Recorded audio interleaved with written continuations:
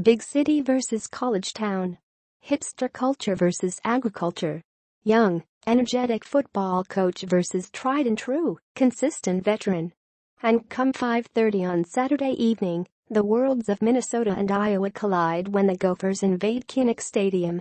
At stake are bragging rights for another year, and, of course, Floyd of Rosedale, the 98-pound bronze statue of a prized hog that will either stay in Iowa City or move north to Minneapolis. A new chapter in the rivalry begins Saturday with P.J. Fleck in his first trophy game as Minnesota's coach.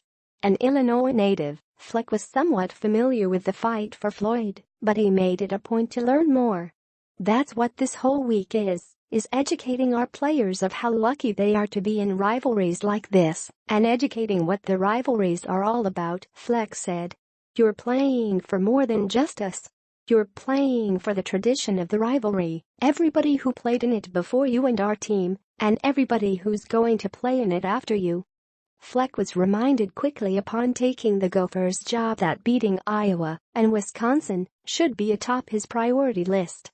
I can't tell you how many tweets I had, beat Iowa, beat Wisconsin. That's all they said, he said. And I had the typical, hey, if you only win 2 games all year, make sure you beat Iowa and Wisconsin. Beating Iowa, 4-3, 1-3 Big Ten, will be no easy task for the Gophers, 4-3, 1-3. The Hawkeyes have won 2 in a row in the series, 12 of the past 16 and 7 in a row in Iowa City. They feature a stingy defense led by All-America linebacker Josie Jewell, and that will be a challenge for sophomore quarterback Demry Croft, expected to make his first road start for the Gophers. All you've got to do is look at the scores of their games. Penn State's putting half 100 on everybody, and they struggled against him, Gophers offensive coordinator Kirk Ciarrocca said of the Nittany Lions' last-second, 21-19 win at Kinnick. I'm a firm believer it's the Jimmies and Joes, not the X and O's. They're living proof of that on defense. They're not going to confuse you at all. The good news is you know where they are, the bad news is you know where they are. Kicking it up a notch. Gophers upperclassmen have been educating the newcomers about the rivalry, and senior tight end Nate Wozniak said that included a PowerPoint presentation to the younger tight ends. We got them taught up on it, he said.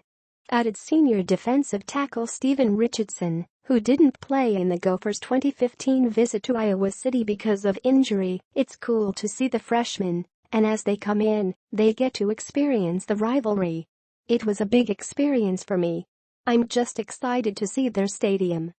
Wozniak recalled that learning about Gophers versus Hawkeyes helped nurture the intensity he now feels. It's grown for me over the years, he said. I'm from Indiana, and I didn't know the whole rivalry coming into it. Going to battle, every year we play these dudes, there's always a little bit more hate in your heart than there is normally. Junior running back Rodney Smith recalled being taunted by a couple of Hawkeyes after fumbling in the Gophers' 14-7 loss to Iowa last year. You can feel the hate. It's intense. You've got to respect every opponent. We respect Iowa, but there's definitely hate between the two.